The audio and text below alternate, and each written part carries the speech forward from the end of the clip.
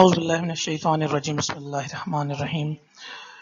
Dear students, today we are going to discuss about a very much important topic regarding animal reproduction, and as well as from the reproductive point of view. So let's discuss female reproductive system. Reproductive tract. The reproductive tract lies beneath the rectum, and that is separated from it by the recto-vaginal pouch in all the domestic animals. Remember, I'm talking about the domestic animals. Now, one thing you should remember that in sheep, bitch, and cat, rectal palpation can't be performed. Are you understanding? In sheep, bitch, and cat, the rectal palpation can't be performed. This reproductive tract is composed of 4 layers. Tunica serosa, you may see here, this is the tunica serosa, outermost layer. Then muscularis, muscularis means muscle layer, that is actually made up of circular smooth muscles and longitudinal smooth muscles, you may see these. Then there is the submucosa, this one, and mucosa, that is the innermost layer of the reproductive tract. So this should be remembered that reproductive tract is 4 layers: serosa, muscularis, submucosa, and the mucosa. Okay, and also remember that blood vessels are found in this layer, and muscularis, that contains what? That contains the smooth muscles which are involved in the contractions of the tubular organs. Now, vagina, cervix, uterus, and oviduct, these all are the tubular organs. Okay. When we talk about the submucosa, so this is the layer, you may see this contains the blood vessels, nerves, as well as lymphatic supply. Female reproductive organs. Female reproductive tract of various farm animals are similar to the cow. Okay, but they differ primarily in the shape of the uterus and cervix. जो फर्क है वो फर्क है mainly uterus और cervix के shape में, वरना तकरीबन जो फार्म एनिमल्स हैं उनका रिप्रोडक्टिव ट्रैक्ट जो है वो काउ जैसा ही है. These are the reproductive organs from inside to the outside, that is ovary and oviduct, uterus, cervix, this one. Okay, ovary, oviduct, this is the uterus, these are the uterine horns, cervix, after that vagina and vulva. Okay, you may see this. Now ovary, what is ovary? When we listen the word ovary, जैसे ही हम ovary word सुनते हैं तो हमारे जहन में कुछ आता है कि this should be related with the eggs. Okay, yes, it is correct, because the word ovary is taken from the Latin word ovarium, which means egg nest. अंडन जो ही आखिर हुआ, ये eggs का जो है एक जाल है, आप कह सकते हैं. और ओवरी को हम इस तरह भी डिफाइन करते हैं कि that is an ovum producing organ as well as that is also known as primary sex organ, क्योंकि ये अंडा भी प्रोड्यूस करती है और हार्मोन भी जो है वो प्रोड्यूस करती है. समझ रहे हैं बात को? हार्मोन्स कौन से? एस्ट्रोजन और प्रोजेस्टेरोन हो गए. जब हम ओवरी की लेंथ की बात करें तो दैट इज 2 to 3 सेंटीमीटर इसकी विड्थ होती है, 2 centimetre, and thickness is 1 centimetre. Okay, Ovoid structure supported by the broad ligament and the peritoneal cavity. When we talk about its location, that we say that it is located in the peritoneal cavity, and this is supported by a ligament that is known as broad ligament. Now, what is broad ligament? G, Dr. Saab. No, that's wrong. Broad ligament, okay, write down. Meso-ovarian, mesosalpinx, meso-ovarian, mesosalpinx, and mesometrium are collectively known as the broad ligament. समझ रहे हैं बात को? Meso-ovarian जो ovary को support करे, mesosalpinx oviduct को, and mesometrium जो यूट्रस को सपोर्ट करे, तो इनको कलेक्टिवली हम कहते हैं क्या? broad ligament. So ovary is supported by the ligament that is known as broad ligament, and ovary is found in the peritoneal cavity. Estrogen, progesterone ये डिस्कस कर चुके हम. एज वेल एज ओवरी के अंदर एक स्ट्रक्चर होती है जिसे कहते हैं हम कार्पस ल्यूटम, और उसका काम है ऑक्सीटोसिन, रिलैक्सिन, इनहिबिन और एक्टिविन को प्रोड्यूस करना. ओवरी का काम कौन देखता है? समझ रहे हैं बात को? ओवरी के जो फंक्शंस हैं, ओवरी का आप कह सकते हैं सेक्रेटरी कौन है, ओवरी के कामों को कौन देखता है, इसका पीए कौन है. Function of ovary is controlled by the FSH and LH. Okay,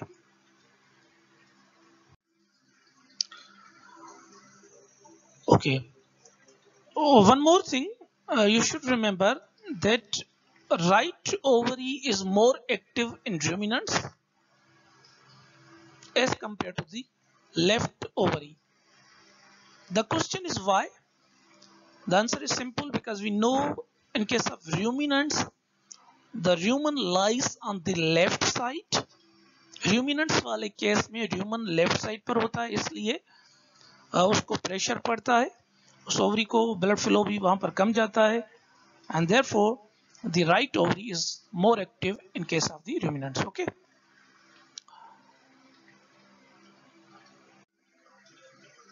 Shapes of the ovary. Cow की बात करें तो एलमंड शेप होती है, और शीप और गोट की बात करें आल्सो आलमंड, यानी आप कह सकते हैं रूमिनेंट्स के अंदर एलमंड शेप. ओके, एंड जब हम मेयर की बात करते हैं तो दैट इज किडनी और बीन शेप्ड, और ग्रेप लाइक होती है ये इनके साथ, या डॉक्टर साहब करेक्ट, इनके साथ साउ swine. Now structural point of view से देखेंगे, या फंक्शनल पॉइंट ऑफ व्यू से कि फंक्शंस कौन से ओवरी के वैसे डिस्कस कर चुके, तो पहले इस फंक्शंस पे आते हैं. Transport of sperm and oocytes via smooth muscle contractions to the site of fertilization. Ovary also provides protections to the oocyte and nutrition to the early developing embryo. ये oocyte को प्रोटेक्शन देती है, और जो early developing embryo होता है तो early stage में ये उसको न्यूट्रिशन और प्रोटेक्शन भी आप कह सकते हैं प्रोवाइड करती है. कौन? ओवरी. अच्छा,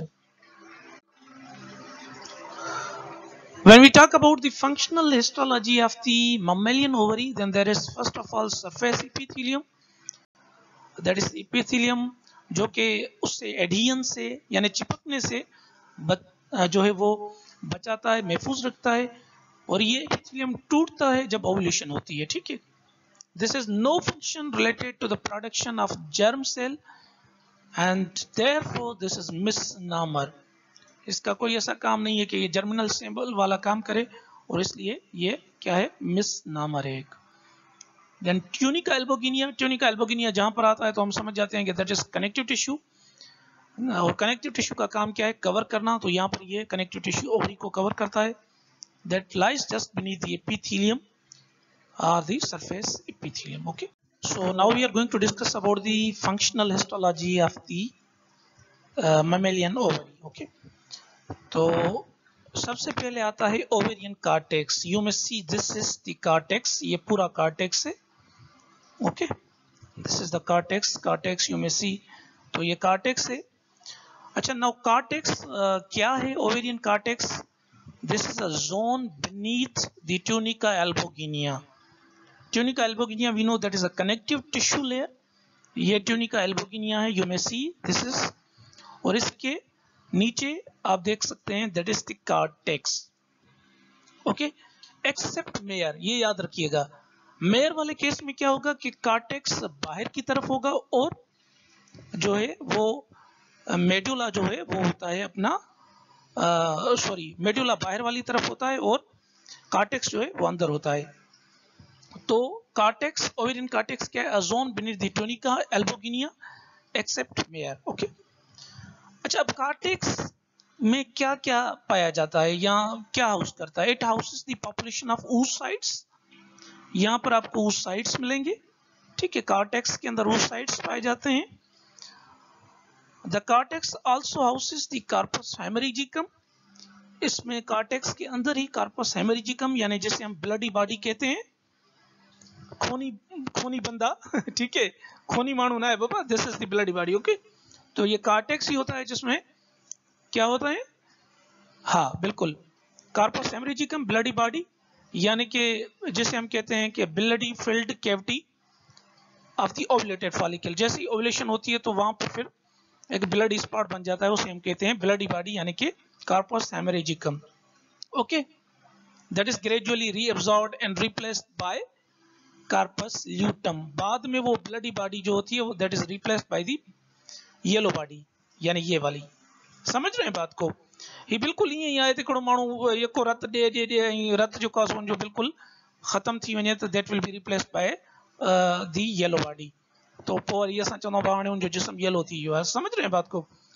तो bloody body corpus hemorrhagicum, then that is by the time that is reabsorbed and replaced by a yellow body that is corpus luteum. This forms from a cavity left by ovulated follicle. यहाँ पर आप देख सकते हैं, this is a follicle which is ovulating. Ovulation जिस तरह हुई तो द कैविटी जो फॉर्म हुई है उसे हम कह रहे हैं येलो बॉडी। और इस येलो बॉडी का काम क्या है? हार्मोन्स की प्रोडक्शन, और मेनली जो हार्मोन बनाती है उसका नाम है progesterone. Okay, that is the hormone of pregnancy. इसके अलावा कार्पस ल्यूटम जो है वो ऑक्सीटोसिन भी बनाता है रूमिनेंट्स के अंदर। ओके, उसके बाद आते हैं corpus luteum, then that is replaced by the white body, यानी कि regressed corpus luteum over the surface of ovary, उसे हम कहते हैं क्या? Corpus albicans. Albino means white, तो then that is white body. Corpus means body, albino, albicans is actually taken from the albino that is white. Okay, तो white body, तो yellow body फिर बाद में क्या बन जाती है? White body. देन कार्टेक्स, पहले ट्यूनिका एल्बोगिनिया आ गया, उसके नीचे कार्टेक्स है, और कार्टेक्स के अंदर क्या होगा? ये ओवरी की स्ट्रक्चर की बात कर रहे हैं हम, समझ रहे हैं बेटा? तो फिर है क्या? Inside there is medulla. This is the central part of the ovary. ये ओवरी का सेंट्रल पार्ट है that contains blood and lymphatic vessels as well as nerves. ठीक है, समझ रहे हैं बात को? अच्छा, यहां पर एक चीज इंपॉर्टेंट है कि नोट कर लें प्लीज, कि mare, ovarian, medulla and cortex are reversed. Mare की केस में अगर मेयर की बात करें हम, अगर घोड़ी की बात करें तो वहां पर मेडुला बाहर होगा और कार्टेक्स इनसाइड होगा। समझ रहे हैं बात को? तो इनके साथ mare, ovary, medulla and cortex are reversed, that is cortex inside and medulla outside. Okay, अच्छा, आगे चलते हैं अब। This is also the same literature which we have already discussed.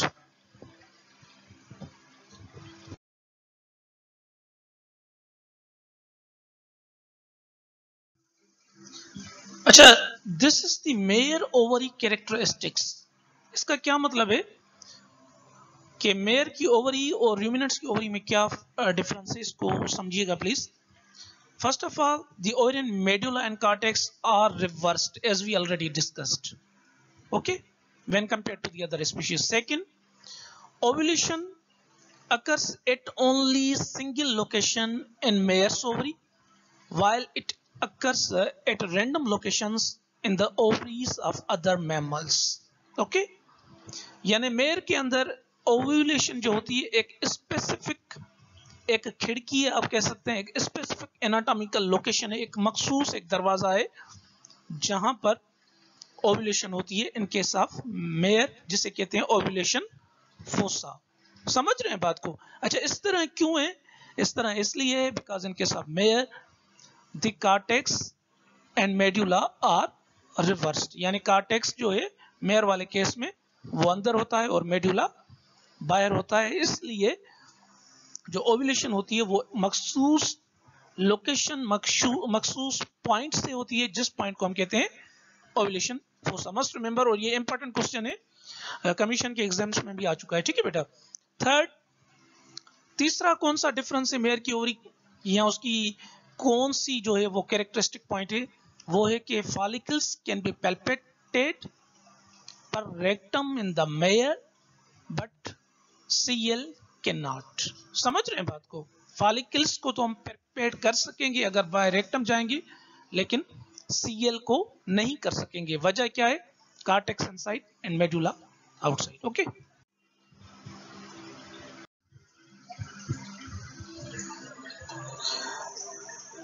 Now primary ovarian structures कौन सी हैं? That is primordial follicles, primary follicle, secondary tertiary follicle, Graafian follicle that is composed of theca externa, theca interna and granulosa membranes. Okay, Carpus haemorrhagicum, ये primary ovarian structures हैं। फिर CL and Carpus albicans।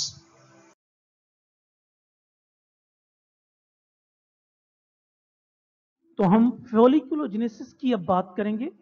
सबसे पहले तो folliculogenesis है क्या? The process of development of follicles, उसे कहते हैं क्या? फॉलिकुलोजेनेसिस।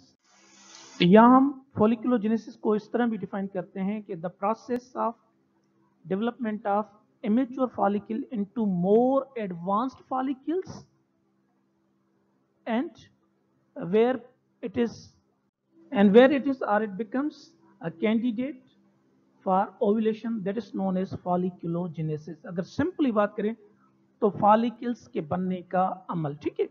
सबसे पहले आती है छोटी सी पितकड़ी फॉलिकल, इमेच्योर फॉलिकल तो पुटन के चीज होगा, दैट इज प्राइमर्डियल फॉलिकल। ये क्या है? Most immature follicle that is found in the ovarian cortex. तो कार्टेक्स में ये होती हैं। Okay, this primordial follicle develops into advanced follicle that is named as a क्या? उसे हम कहते हैं primary follicle. You may see here, ठीक है। तो प्राइमर्डियल मोर एडवांस फॉलिकल में डेवलप होती है, उसे कहते हैं primary follicle. Now this primary follicle having an oocyte, ये जो प्राइमरी फॉलिकल है इसमें oocyte है that is surrounded by a single layer of cuboidal epithelial cells। समझ रहे हैं बात को? नाउ दिस प्राइमरी फॉलिकल, अब ये प्राइमरी फॉलिकल फिर डेवलप होगी किसमें? सेकेंडरी फॉलिकल में, यानी मोर एडवांस फॉलिकल में, जिसे कहते हैं सेकेंडरी फॉलिकल।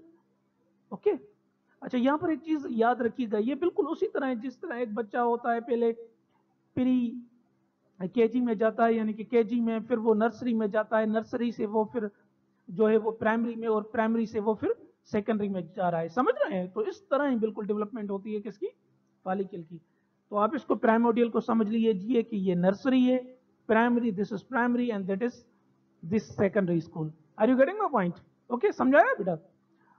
अच्छा, सेकेंडरी फॉलिकल जिससे जो है आप यूं भी कह सकते हैं कि या तो ये प्राइमरी एडवांस सेकेंडरी फॉलिकल में डेवलप होगी, और इट विल गेट डिजनरेट, या फिर ये यहीं पर ही खत्म हो जाएगी।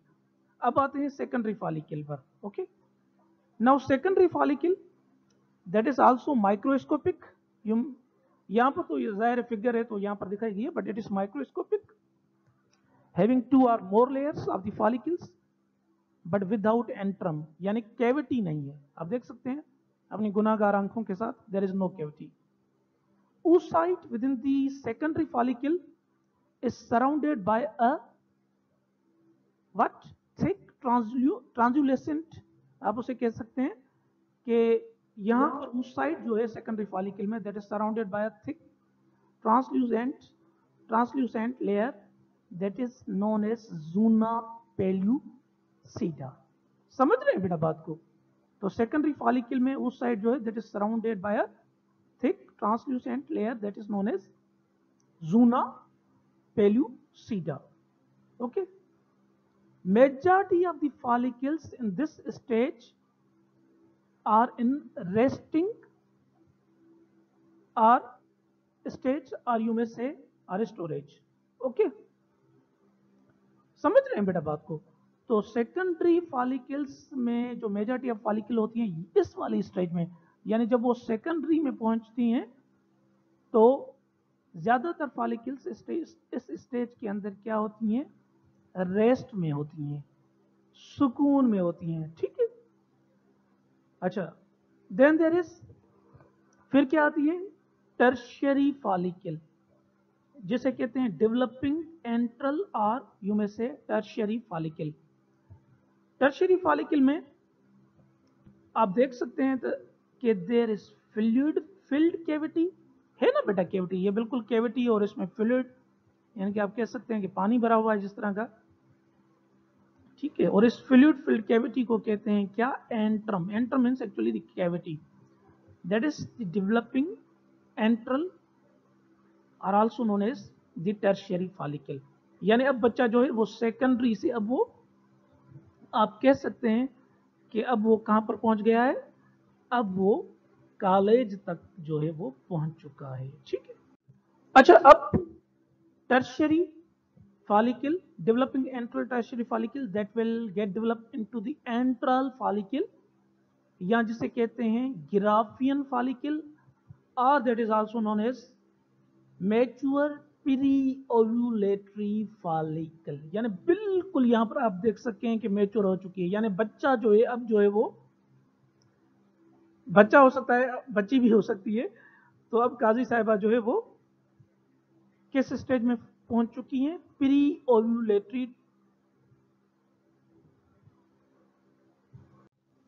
यानी कि अब जो है वो काजी साहब जो है वो पहुंच चुके हैं यूनिवर्सिटी में.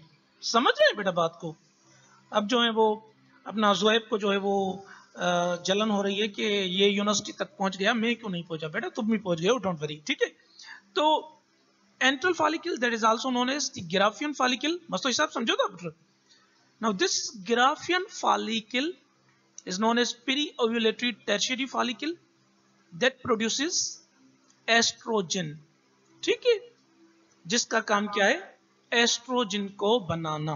अच्छा, यहां पर एक बात बताता चलूं कि जो फीमेल्स होती हैं that are born with lifetime supply of these primordial and primary follicle.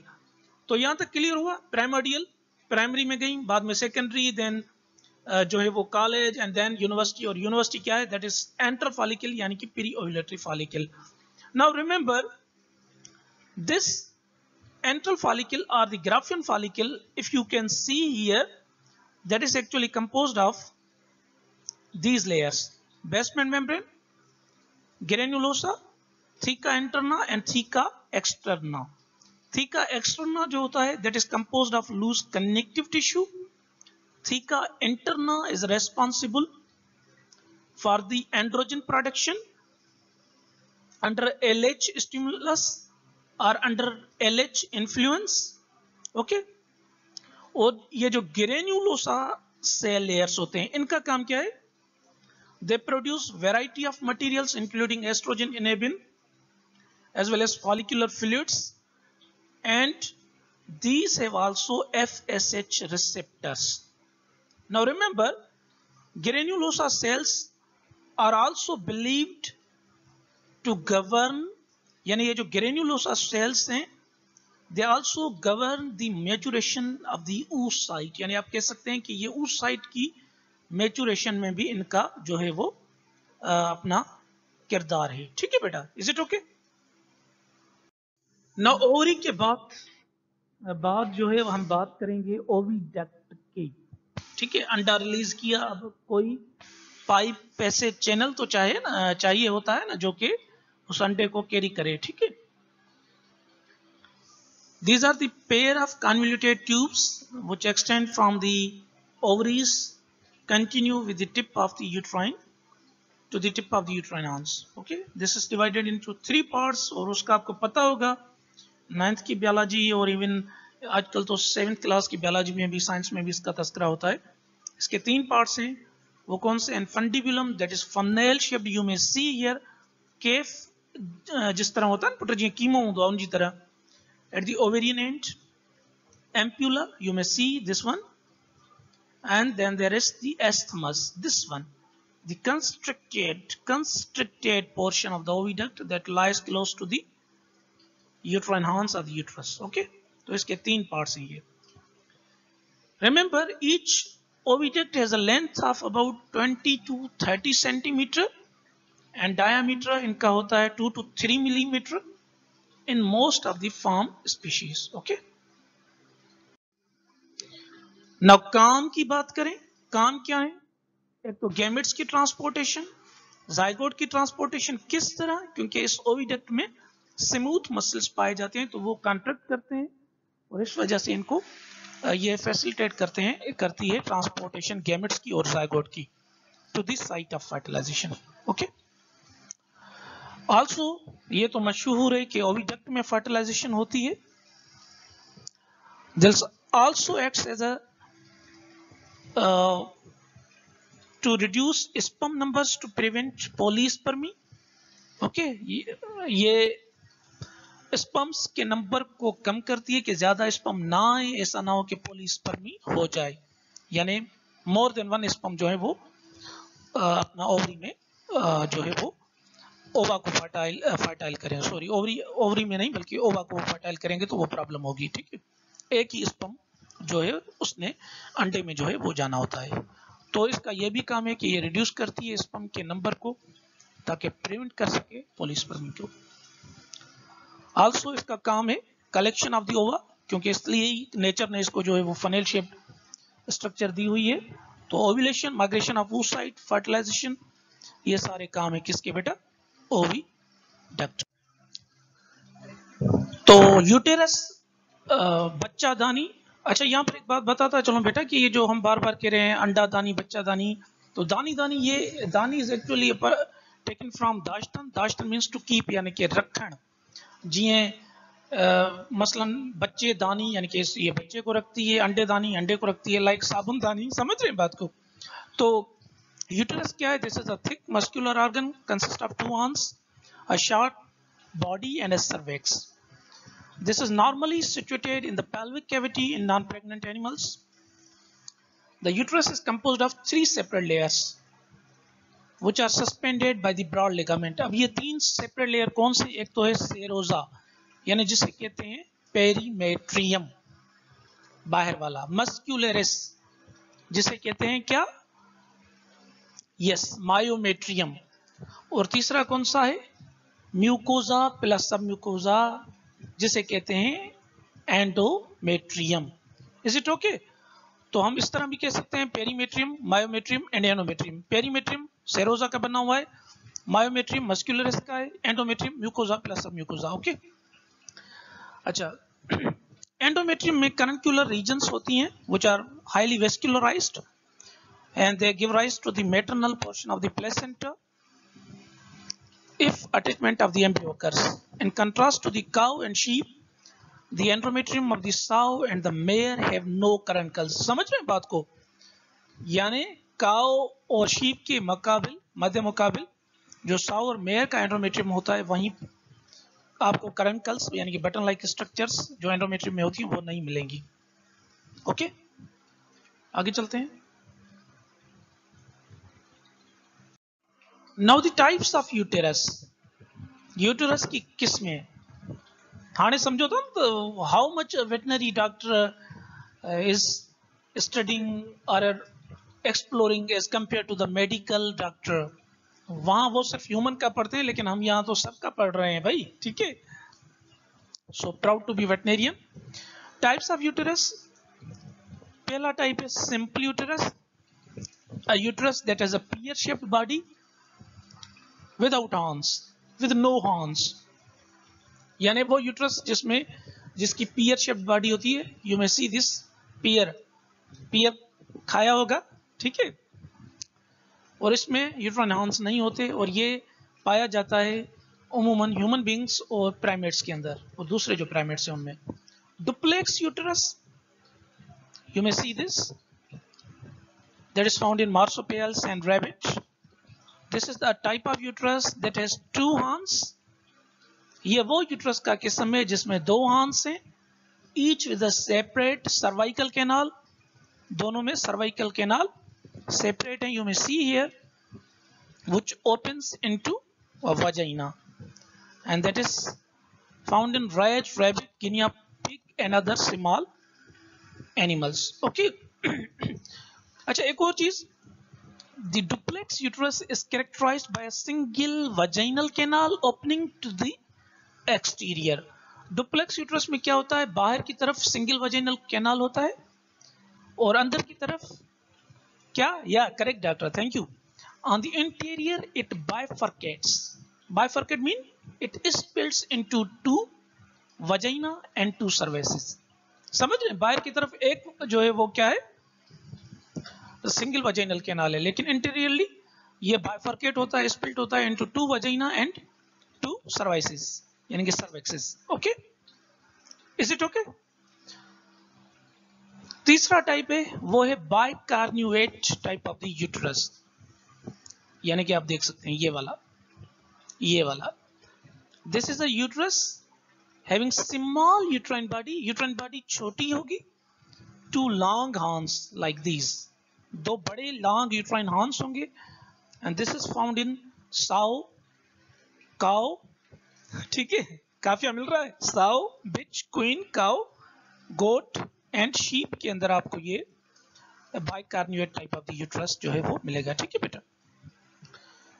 Okay, और फिर है चौथा है bipartite type of the uterus. कभी कभी इसको इसमें भी इंक्लूड करते हैं वैसे, लेकिन अगर आप अलग से इसको क्लासिफाई करें तो bipartite type of the uterus is a uterus that is found in male that has a prominent uterine body. अगर आप यहाँ पर देखें तो uterine body is prominent and uterine horns इतने बड़े नहीं है जितने बाइकार्न्यूएट में हैं. Is it okay? तो ये जो टाइप है यूट्रस का, this is seen in the male. And remember, this MCQs or this question has been conducted by the commission exams. Okay? Commission के जो इम्तिहान हैं बेटा, ये क्वेश्चन उनमें आ चुका है कि मेयर के यहाँ कौन सा टाइप ऑफ यूट्रस जो है वो पाया जाता है, ठीक है. Let's move forward. लो जी, अब ये ऑप्शन कहाँ से आ गया, चलो तो इसको भी डिस्कस कर लेते हैं. ये फोटो इसलिए यहाँ पर दिया हुआ है ताकि इसको डिस्कस करें बेटा. आपको बताता चलूं कि in case of opossum, because it is also duplex uterus, तो मेल ऑप्शन जो है आफ्टर इंट्रोमिशन यानी after insertion of penis into the vagina, the male opossum deposits the semen into each of the two sides of the reproductive tract simultaneously. एक ही time पर दोनों sides में ये सीमन को डिपोजिट करता है. Is it okay? समझ रहे हैं बात को, है ना इंटरेस्टिंग. उसके अलावा जेंटलमैन एंड वुमेन, आपको इनके अंदर भी जो है पाउच एनिमल्स के अंदर भी जो है वो duplex type of the uterus मिलेगा, ठीक है. अच्छा, एक और चीज रैबिट के हवाले से बताता चलूं and about the duplex uterus, के the second less complex type of the duplex uterus is found in the rabbit. Okay, and this type of the uterus होता क्या है, there are two uterine horns, ये तो ठीक है, and two distinct cervical canals. They are connected to a single vaginal canal. यानी दो horns हो गए, दो cervical canal, but they are connected to a single vaginal canal. Therefore, an species like this, यानी जो रैबिट की species है उसके अंदर, it is possible to artificially inseminate the female into one horn with a sperm from one male, and to artificially inseminate the opposite horn with the semen from an other male. Is it okay? समझ रहे हैं मेरी बात को? नहीं समझे, I think नहीं समझे, अभी समझाता हूं। बेटा हमने बात की कि रेबिट वाले केस में क्या होता है कि डुप्लेक्स यूट्रस होता है, ये तो ठीक है, ओके। उसमें दो हार्न्स होते हैं, दो डिस्टिंक्ट सर्वाइकल कैनाल्स होते हैं, और which are connected to a single vaginal canal। अब क्या है कि जब हम आर्टिफिशियली इंसेमिनेट करेंगे तो ये मुमकिन है कि फीमेल रैबिट के अंदर या उसके वन हार्न के अंदर, वन यूट्राइन हार्न के अंदर हम एक मेल के स्पर्म्स को डिपॉजिट करें। मसलन इसका यूट्राइन एक हार्न हो, दो हार्न है, तो एक में हमने मसलन एक में हम जो है वो जमाली स्पर्म्स रख रहे हैं, ठीक है, माफ कीजिएगा कोई अगर जमाली हो, और दूसरे हार्न में हम क्या कर रहे हैं, दूसरे हार्न के अंदर हम जो है वो शेख जो है वो स्पर्म्स को हम नहीं मस्त तो स्पर्म को डिपॉजिट कर रहे हैं, ठीक है, भले बरोज पान में गदूजन, और दूसरे में हम मस्त तो स्पर्म्स को डिपॉजिट कर रहे हैं, ठीक है। अब समझ में आया?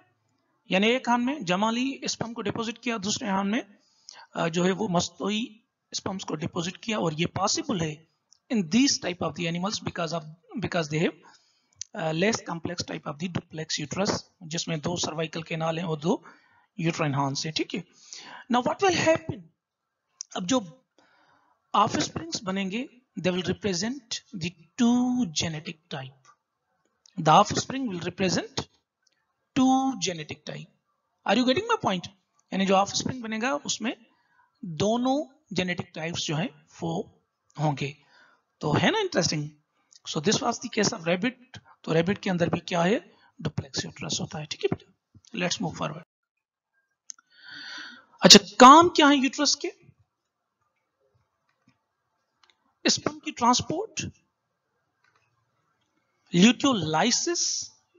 कैसे? क्योंकि हमें पता है कि यूट्राइन एंड्रोमेट्रियम जो है वो PGF2 अल्फा प्रोड्यूस करता है, एंड PGF2 अल्फा जिस तरह हमने हार्मोन वाले चैप्टर में डिस्कस किया हुआ है कि that is involved in the corpus luteum killing, and it controls the cyclicity, यानी कि ये ल्यूटियोलाइसिस करवाता है, तो इस वजह से हम कहते हैं कि यूट्रस जो है वो साइक्लिसिटी को कंट्रोल करता है, ठीक है। Environment for pre attachment of the embryo, maternal contribution to the placenta, ये इसके काम है। Expulsion of fetus and fetal. Now cervix, cervix यानी जिसे दरवाजा भी कहा जाता है। This is a ring like structure located between the uterus and vagina. It has annular rings in cow, goat, and sheep. This is 5 to 10 centimeter long. It presents an opens at two ends.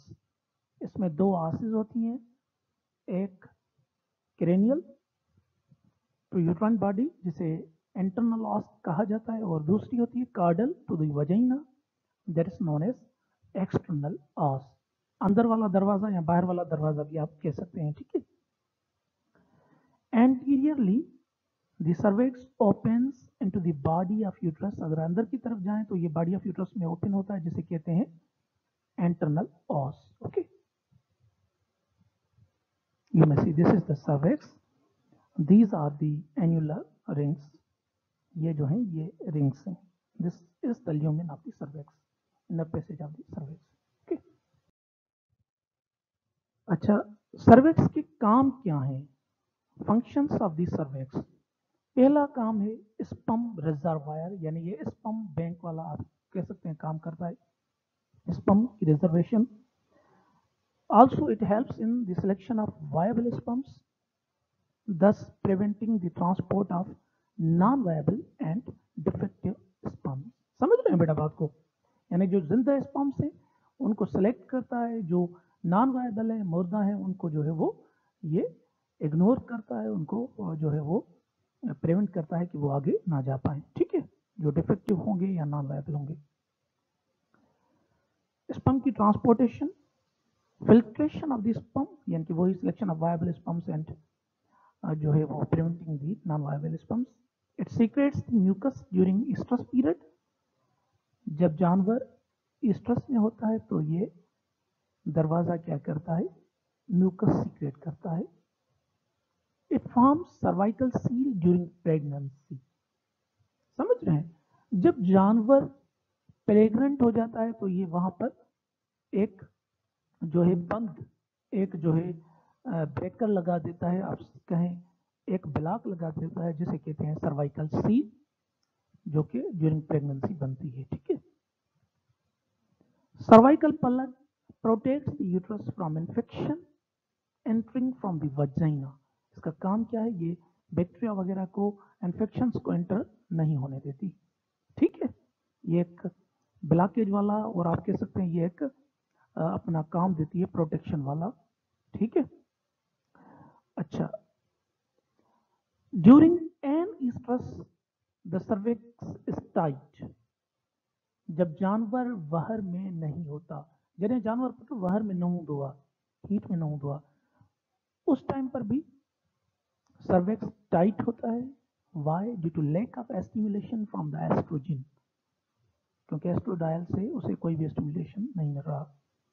और जब oestrus में जानवर होता है तो it secretes the mucus during estrus. Okay, the mucus is discharge from the cervix and expelled from the vulva. Is it okay? समझ रहे हैं बात को? ठीक है। अच्छा, यहां पर अगर आप देखें प्लीज, तो ये मुख्तलिफ जानवरों के सर्वाइसिस दिए गए हैं। काऊ का है, ये शीप का है, ये साव का है, एंड ऑल्सो मेयर। अगर हम साव के बात करें, साव की बात अगर आप करेंगे तो काऊ में तो आपको ये रिंग्स मिलेंगी, या शीप में भी रिंग्स मिलेंगी। लेकिन अगर बात करें हम साव के सर्वेक्स की, तो यहाँ पर अगर आप देख सकें, if you can see here, आपको यहाँ पर इंटरलॉकिंग डिजिटल पैड्स मिलेंगी। क्या? Interlocking digital pads. इनका काम क्या होता है? They hold the boar's corkscrew penis during copulation. क्योंकि वो जो बोर का पेनिस होता है वो कॉर्क टाइप होता है, कॉर्क स्क्रू टाइप। स्क्रू समझ में ना, स्क्रू ड्राइवर की तरह, कॉर्क स्क्रू टाइप। तो ये डिजिटल पैड्स जो होती हैं, इंटरलॉकिंग डिजिटल पैड्स, ये उसको पकड़ के रखती हैं, होल्ड करके रखती हैं at the time of during copulation. Okay, good. तो भाई अब आते हैं हम किस पे? यस करेक्ट डॉक्टर, वजाइना पर। वजाइना क्या है? That is a muscular organ that is about 25 to 30 centimeter long in length or long in cow and mare, and 10 to 15 centimeter long in sow, dove, sheep, यानी कि goat and sheep। समझ रहे हैं बात को? This is a highly muscular, elastic, tubular organ located within the pelvis, above the urinary bladder and below the rectum। समझ रहे हैं? below the rectum। ठीक है, जानवरों की हम बात कर रहे हैं बेटा। ठीक है। अच्छा, एक यहाँ पर और बात बताऊं, जो बफलो वजाइना होती है, that is shorter as compare to that of the cow. Cow की वजाइना के बनिस्बत बफ की वजाइना जो होती है वो शॉर्टर होती है। ठीक है। It is cranially attached to the uterus and caudally to the vulva. The luminal space around the cervix is called fornix vagina, और फार्निक्स उसे कहते हैं। ये फार्निक्स वजाइना क्या है? अगर आप इनको साइलेंट समझे, this is the protrusion of the vagina into the anterior vagina and the cow, mare and bitch. This is actually pocket like structure जो कि काउ, मेयर और बिच के अंदर पाई जाती है, और नेचुरली ये एक नेचुरल गोडाउन है, ये आप गोदाम कह सकते हैं। This is the natural reservoir of the semen during natural mating. क्या? नेचुरल रिजर्वायर है सीमन का, बट यस, ठीक है डॉक्टर साहब, but during natural mating. Okay. Sow has no fornix vagina. Sow के अंदर ये vagina, fornix vagina, pocket like structure नहीं पाई जाती। अच्छा, यहाँ पर एक और चीज बताऊं आपको बेटा, कि at the floor of vagina there are 2 ducts. कितनी? 2 होती हैं। along the length of the tube between the muscular and mucous layers. These ducts are known as canal of Gartner.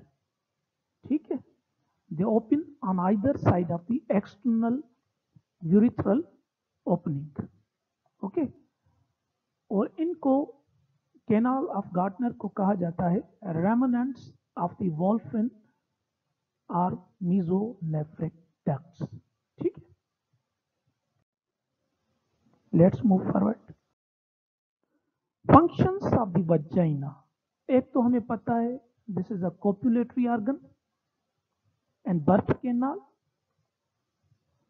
The vestibule कहाँ है, ये वाला, you may see this. The vestibule is the portion of vagina that is common to the urinary system and the reproductive system. Common passage है दोनों के लिए, urine के लिए भी और सीमन डिपोजिशन के लिए भी, रिप्रोडक्शन के लिए भी. ओके, अच्छा मस्तूरी साहब एक बीच है बुधन बोल जा पुत्र. ये जो वेस्टिब्यूल होता है, द वेस्टिब्यूल एस्टिमुलेट्स, यानी ये वाला, this stimulates the penis for the copulation and a passageway for the fetus during parturition, during delivery. समझ रहे हैं, पेनिस को स्टिमुलेट करता है फॉर द कॉपुलेशन के लिए. अच्छा, वेस्टिब्यूल के अंदर वेस्टिब्यूलर ग्लैंड्स होते हैं या जिनको कहा जाता है Bartholin glands. These are the two almond shaped glands. They are located under the mucous membrane in the posterior part of the vestibule. इनका काम क्या है, बार्थोलियन ग्लैंड्स या vestibular glands, they are active during stress and secrete a lubricating mucus. Okay, समझ रहे हैं बेटा बात को कि इनका काम क्या है वेस्टिबुलर ग्लैंड्स का, ये उसको लुब्रिकेट करते हैं ताकि जब मेटिंग वगैरह हो तो कोई डिफिकल्टी ना हो एनिमल को. ठीक है, अच्छा एक और चीज आपको यहाँ पर बताता चलूं, हाइमन आपने सुना होगा कि वजाइना में होती है, that is a transverse ridge. एक लेयर है, एक पर्दा है, ह्यूमन बींग्स के अंदर भी वैसे ये पाया जाता है और इसका वहां पर तो बहुत बड़ी एक कल्चरली इंपॉर्टेंस समझी जाती है, हालांकि है नहीं इतनी. तो that is located at the junction of the vagina. Hymen जो होता है वो कहां पर होता है, जानवरों की बात करें तो that is located at the junction of the vagina and vestibule, which is well defined in the sheep and mare but poorly defined, ill defined, यानी इतना prominent नहीं होता cow and sow के अंदर. ह्यूमन बींग्स के अंदर तो इसके हवाले से मुख्तलिफ जो है वो ख्यालात हैं, कभी इंशाल्लाह किसी लेक्चर में डिस्कस करेंगे उसको. ठीक है,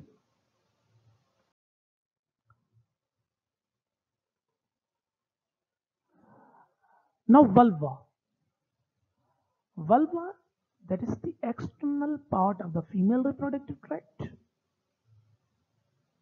एक्सटर्नल पार्ट है, बाहर वाला जो दिखाई दे. It consist of two lips. कौन से दो लिप्स हैं, मेजर एंड माइनर. ठीक है, which meet in the medial portion of the tract to form two commissures. Sides of the union जो बनाते हैं, टू कमेशियर्स बनाते हैं. Labia form a closure that minimises the entrance of foreign material into the vagina. ये एक type की आप समझ सकते हैं कि ये प्रोटेक्शन है, ये भी एंट्रेंस को ये थोड़ा जो है वो कवर करके रखता है ताकि फॉरेन मटेरियल, इन्फेक्शंस वगैरह जो है वो, बैक्टीरियल एजेंट्स वगैरह जो है वो अंदर ना जा सके, डस्ट वगैरह भी ना जा सके. ठीक है,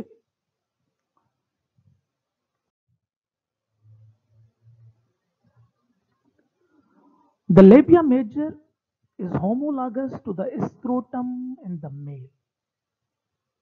समझ रहे हैं बात को. तो लेबिया मेजर होमोलॉगस है स्क्रोटम का मेल वाले केस के अंदर. अच्छा एक और चीज, in the cow the labia major is covered up with the fine hairs up to the mucosa. समझ रहे हैं, यानी ये जो लेबिया मेजर होता है, अगर काउ की बात करें तो वहां पर ये कवर्ड होता है with fine hairs up to the mucosa. ठीक है,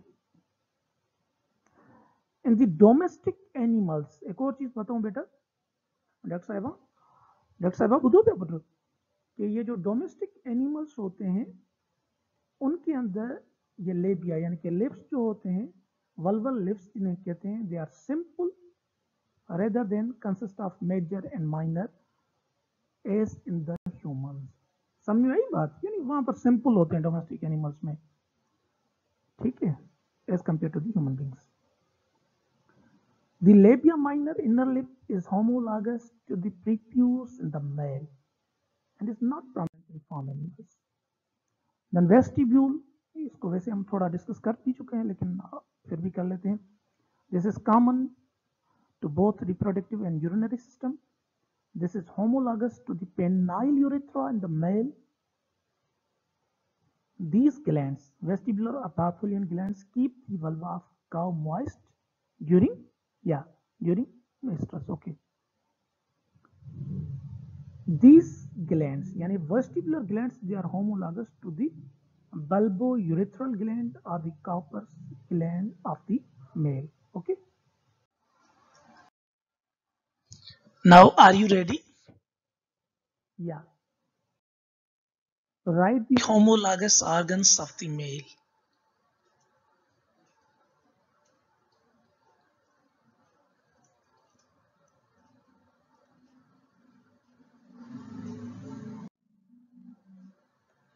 Only those who dare to fail greatly can ever achieve greatly. याद रखिए बेटा, जितनी बड़ी नाकामी मिलेगी, जितनी आप में ज्यादा हिम्मत होगी फेल होने की, उतना ही ज्यादा आप जो है ऊंचाइयों को छू सकेंगे और ऊंचाइयों पे पहुंच सकेंगे। And hope so. अच्छा, एक और इंटरेस्टिंग चीज, ओवरी की बात करें, फीमेल रिप्रोडक्टिव सिस्टम की बात करें और इस सवाल को डिस्कस ना करें तो कैसे मजा आएगा। उम्मूमन पूछा जाता है कि अंडा पहले आया या चिकन पहले आया, ठीक है, या मुर्गी पहले आई, चूजो पहले आयो, कुक्कड़ पहले आई या आनो पहले आयो, ये उम्मूमन पूछा जाता है, अंडा पहले आया। इसका आंसर क्या है? You may read this. Scientists finally concluded that the chicken came first, not the egg. Finally, scientist ने ये कह दिया, साइंस ने कह दिया, बल्कि इसको कंक्लूड कर दिया कि पहले चिकन आया है ना कि अंडा। वो किस तरह? उसका रीजन ये है, because the protein which makes egg shell, वो प्रोटीन जो अंडे का शेल बनाती है, कवर बनाती है, is only produced in the chicken's ovaries. फकत और फकत वो प्रोटीन जो अंडे का शेल बनाती है वो चिकन की ओवरी में मिलती है। उस प्रोटीन को कहते हैं OC17 यानी ओवा क्लेडिडिन 17। ये प्रोटीन क्या करती है? It acts as a catalyst to speed up the development of the shell. Is it okay? तो finally chicken came first, not the egg. Is it okay, Dr. Saiban? ठीक? Thank you so much for your time, for your patience. Have a nice day. God bless you. Thank you.